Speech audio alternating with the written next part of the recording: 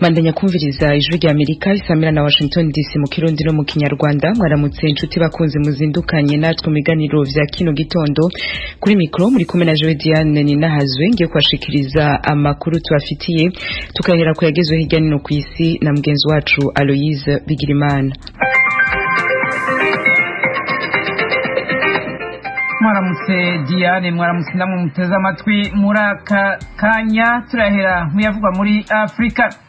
Adama Barrow niwe yaraye atahukanye intsinzi mu matora y'umukuru w'igihugu muri Gambia, atsindiye mandigira kabiri muri ico gihugu cyo mu burengero bwa Afrika. Umukuru wa komisiyo ijejwe amatora Alieu Momar Njai niwe yatangaje intsinzi yiwe ejo ku munsi w'Imana imbere y'abamenyesha makuru. Mu gatondo weje ku munsi w'Imana, Ernest Bai Koroma arongoye umugwi w'indorerezi za CEDEAO muri ayo matora yasavye abakandida bose kwemera aho intayi shize n'ivyatangajwe kandi bakabikorana umutima utekanye. Abasirikare ba Niger bashika kuri 12 hamwe n'abakora iterabwoba baharurwa mu macumi barishwe mu gutana mu mitwe kwabaye mu burengero bw'ico gihugu. Umushikiranganje wo kwivuna abansi yabivuze ejo ku munsi w'Imana. Abandi basirikare 8 barakomeretse muri urwo rugamba batanye mu mitwe n'abakora iterabwoba baharurwa mu majana ku birometero 5 uva mu gisagara ca Fantio ni mu ntara ya Tiraberio ikundwa kugamwo ibitero by'iterabwoba. Umushikiranganje avuga ko amapikipiki atazwi igitigiri yakoreshwa nabo bagizi ba nabi yasambuwe, ibikoresho bakoresha mu gutumatumanako birafatwa. Muri Afrika kandi abahinga mu kwibira mu mazi baratoye ibindi biziga indwi ejo ku munsi w'Imana byatwawe n'uruzi bari muri bisi yari igeze ku kiraro muri Kenya. Aba baciye bashikana ku gitigiri c'abantu barenga 30 bafiriye muri iryo sanganya ryabaye ku munsi wa gatandatu. Iyo modokari yunguruza abantu yo mu bwoko bwa bisi yari itwaye abaririmbyi b'ishengero hamwe n'abandi bari bagiye kunezeranwa nabo mu birori by'ubugeni mu ntara ya Kitui ku munsi wa gatandatu. Perezida Uhuru Kenyatta ejo ku munsi w'Imana yararungikiye ubutumwa bwo guhoza imiryango yabuze, ahanura kandi abanyakenya abasaba kwiyubara igihe bariko baratwara imodokari mu mabarabara cyane cyane mu bihe by'imvura nyinshi. Muri Mali naho ibisasu bibiri byo mu bwoko bwa rokete byaratewe ku kambi y'abasirikare ba ONU bo mu nteko za MINUSMA mu gitero cabereye mu gisagara ca Gao mu buraruko bw'ico gihugu ejo ku munsi w'Imana. Igisirikare cy'Ubufaransa cyavuze ko atabyononekaye ariko nta makuru cyatanze c'abakekwa kuba inyuma y'ivyo bisasu.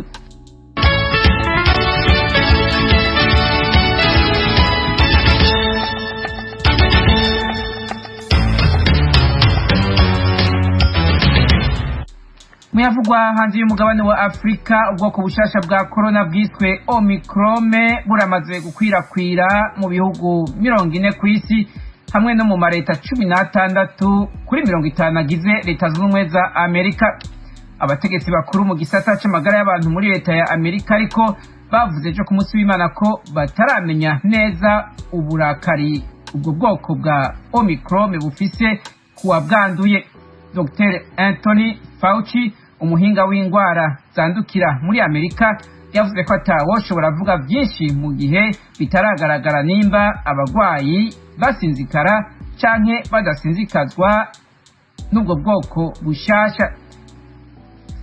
Tukivuga kuri uwo mugeranye n'igipolisi c'Ububirigi caracucagiye amazi hamwe n'ivyotsi bikoroza amosozi ku bantu bari mu myerekano yiyamiriza ingingo z'amagara y'abantu zafashwe n'ibihugu bya Buraya zigamije kurwanya umugera wa corona. Abantu hafi 8,000 nibo bakoze iyo myerekano i Brussels ku mugwa mukuru w'Ububirigi berekeza ku cicaro gikuru c'ubumwe bwa Buraya.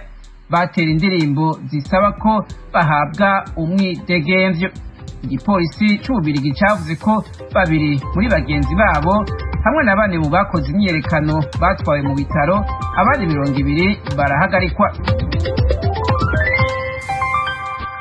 Aloise Bigirimana urakoze kuri amakuru yose waduteguriye ukabuhejeje kudushikiriza. Abakunzi b'Ijwi ry'Amerika yose bashaka kongera kuyasanga kuri wezi 3 akaburungu radio yacu VOA akaburungu.com.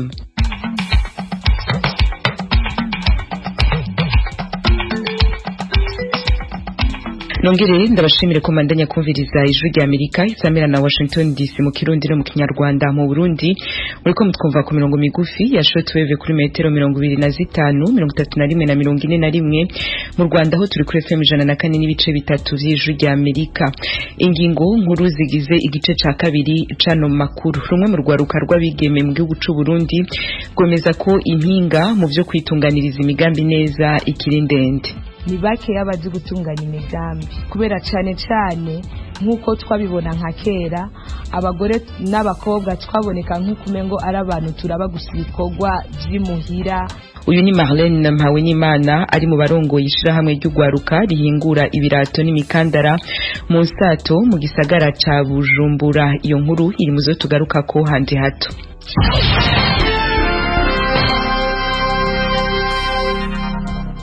Nongere ndabahikaze mu gihugu c'u Burundi nari ndabiciye ku masonga mu kanya. Ibanki yitiriwe urwaruka yitwa Bije isabira abakiri bato na cane abigeme gukarihirizwa ubwenge mu bijanye no gutunganya imigambi yo gushikiriza amabanke mu ntumbero yo kuronka ingurane.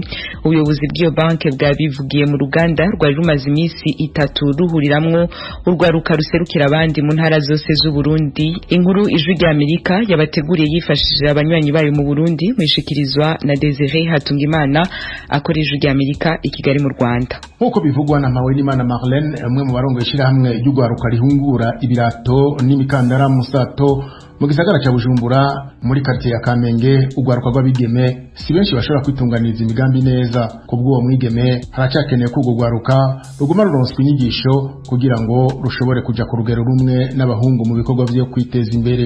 Hari ugwaruka rubizi mugabo ntabwo ari benshi. Ni bake yabazi gutunganya imigambi kubera cyane abagore n'abakobwa twaboneka nk'ukumengo ari abantu turaba gusibikorwa by'imuhira tutoshobora gukora ibintu bijya na biriya. Mugabo uno munsi duhamagariwe abagore abakobwa kuja mu bikorwa by'iterambere tukabereka yuko dushoboye kubera tutazi kurondera uco usanga tuja mu ngeso mbi. Mugabo kuri twebwe twaje muri izi nyigisho biradufashije cyane.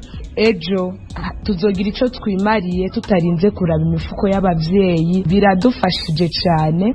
Naho Oda Nduwayezu wo mu Cibitoke ca Rugombo mu burengero bw'u Burundi abona ko umwigeme atoroherwa mu kuronka umutahe ariko yakoze neza umugambi wiwe arashobora kuronka abamufata mu mugongo. Uwo mwigeme ari mu ishirahamwe rihingura amakara mu bucafu avuga ko n'ishirahamwe ryabo ryashoboye kuronka ingurane mu banki y'ugwaruka. Uburyo ntibworoshe kuronka ariko iyo watanguye urashobora kurondera umuntu aguha amafaranga makenya ugatanga umugambi wawe. Hama mu gihe ubona ko umugambi wawe wawutanguye ushobora gutera imbere uraja muri banke Bije hama ukagira plan de faire yawe hama ukayijana bakakuha ingurane ukabandanya igikorwa wabanje gutangura. Turi mu bo bamaze guha amafaranga kugira ngo dukore miliyoni 24 kugira ngo tubandanye ibikorwa byacu bivanye naho twari tugejeje. Turi mu makoperative imaze guha amafaranga. Barashitse no kuri tahe bararaba ibikorwa dukora kugira ngo bashobore kuduha ayo mafaranga. Christophe Ndagijimana umuhinga mu bijanye no gutunganya imigambi avuga ko kenshi ibituma imigambi imwe y'ugwaruka ihomba ari kubera ko iba yizwe nabi. Ibintu nyamukuru bituma umugambi wunguka ntibiheze ngo vyisungwe. Kugira ngo wiyumvire umugambi nimba ari unité de transformation il faut d'abord passer. Nimba mu Cibitoki bari bagize transformation des demandes mu Cibitoki myembe iriyo transformation des passes iriyo mugabo mugaca mwitwara Bubanza mugasanga nta myembe iriyo canke passes ziriyo murumva yuko muca mukora kandi muhomba kuko bizobasaba kuzana za matière première ari mu Cibitoki hanyuma muheze mugire transformation abubanza hariho coût supplémentaire ya transport des matières premières iba yiyongereye mu mugambi wayo. No kuvuga plan d'affaires yanyu ifu iko yerekana yuko ibyo mukeneye byose kugira ngo umugambi uje mu ngiro na cyane cyane mu bijyanye n'inyubako. Sixten Yuhire umuyobozi mukuru w'ibanki yitiriwe ugwaruka avuga ko igikorwa cyo gukarihiriza ubwenge ugwaruka mu gutunganya imigambi ari igikorwa bazoguma bakora. Sixten Yuhire avuga ko rimwe na rimwe ugwaruka ruzana imigambi itanditse neza bigatuma basubizwa inyuma kuyinonosora, gutyo imigambi yabo igateba kuronka amafaranga yo kubiteza imbere. Gutegura neza imigambi ni igikorwa tubandanya dukora kugira ngo ugwaruka rutegure neza cyane gose imigambi nk'uko tubyifuza. Tubandanya tubigisha, ubu naho twakorarije abigeme cyane turi kumwe na Onifame. Imigambi bazana n'ibyo iba iteguye aho bageza, mugabo uko iminsi niko bagenda tubona yuko bagenda bayinyanyura bayitegura neza gusumba. Nukuri twakurikirana bamaze kuronka ingurane baronka nazo bakaza kandi ku nyungu itabaza cyane, n'inyungu basaba mu zindi banki n'amafinance dukorana, kuvuga ubu tugeze 7% niho turi ubu. Uwo muyobozi mukuru avuga ko kuva batanguye gukora bamaze gutanga ingurane y'amafaranga ku batari bake nk'ingurane ku mashirahamwe y'ugwaruka, ahamenyesha ko amashirahamwe arenga 1000 yamaze kuronswa ingurane, kandi agashima ko abarose izo ngurane bariko barariha ideni neza. Ugwaruka nezerewe cyane gose n'umugambi wa leta wo gushiraho iyi banki, ku buryo amadosiye twakira ari menshi cyane ku munsi, kandi tukaba tumaze no gutanga ayatari make kutushigikira imigambi yabo.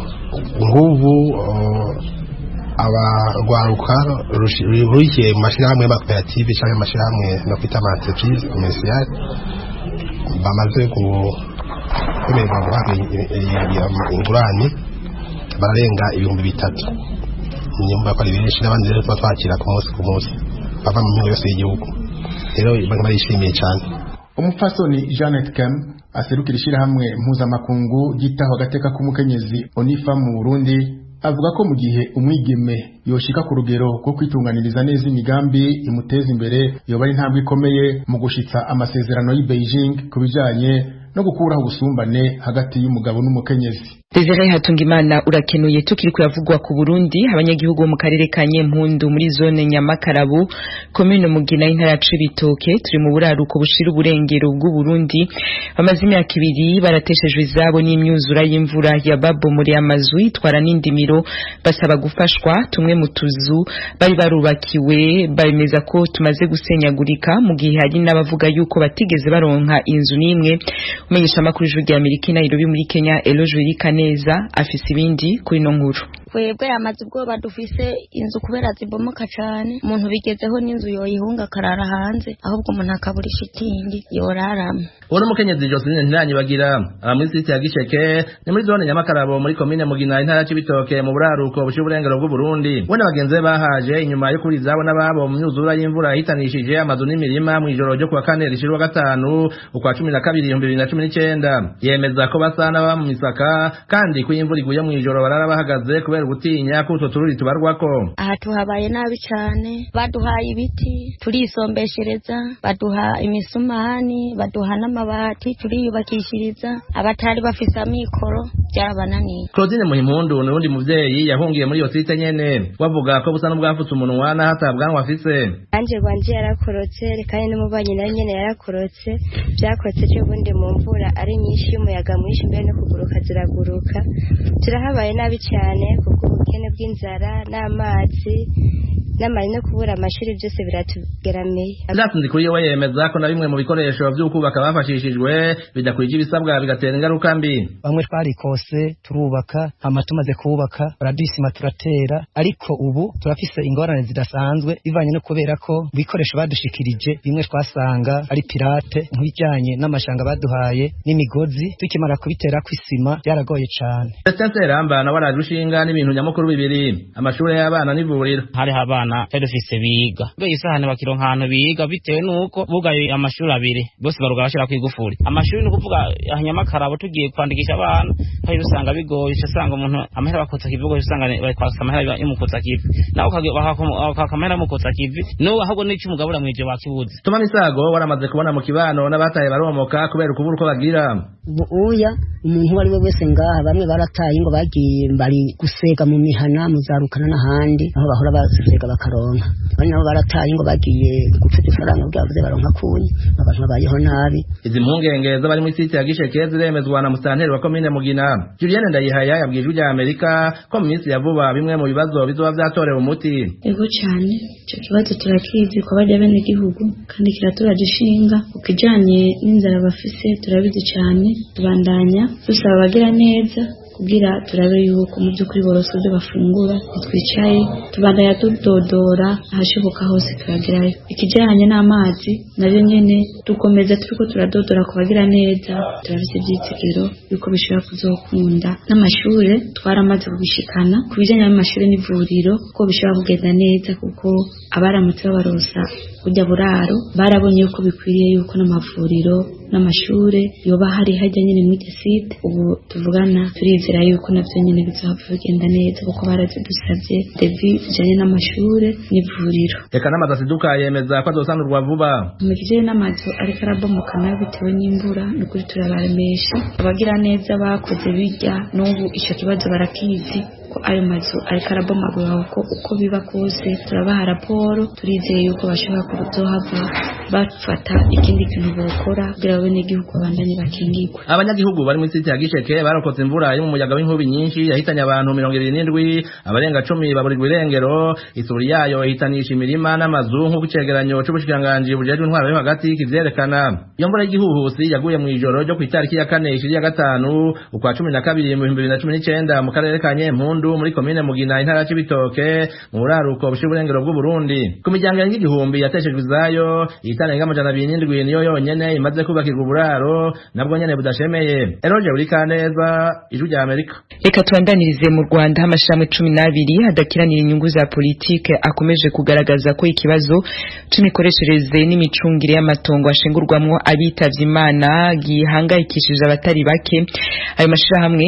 asaba leta kugira ico ikora kuri iki kibazo leta y'u Rwanda yo yemeza ko iri kwirarondera umuti urama kuri ico Eric Bagirubusa yadutegura ibindi kuri no nkuru Ibisobanuro by'abakoze ubushakashatsi ku bibazo by'amarimbi rusange mu Rwanda birumvikanisha ko kubona aho gushyingura hirya no hino mu gihugu bikiri ihurizo rikomeye abakoze ubushakashatsi kuri iki kibazo cy'imikoreshereze n'imicungire y'amarimbi rusange bakavuga ko kubera ubuke bw'amarimbi abaturage bagikora ingendo bajya gushaka aho gushyingura abavandimwe babo baba bitavye Imana abandi bagahitamo gushyingura mu ngo kandi bitemewe hanze y'ibyo ntabonetse amarimbi abakoze icyegeranyo kuri iyi ngingo bakavuga ko n'ibiciro byo kugura imva yo gushyinguramo bigihanitse cyane Bwana Eric Mahoro umuyobozi wungirije w'umwe mu miryango itegamiye kuri leta Never Again Rwanda ikora ubuvugizi kuri iki kibazo arasobanura uko basanze ibiciro bihagaze mu bice bitandukanye by'igihugu birakwiriye kugira ngo umuntu uwo ari we wese witavye Imana yaba ari umukire cyangwa umukene abona abashyingura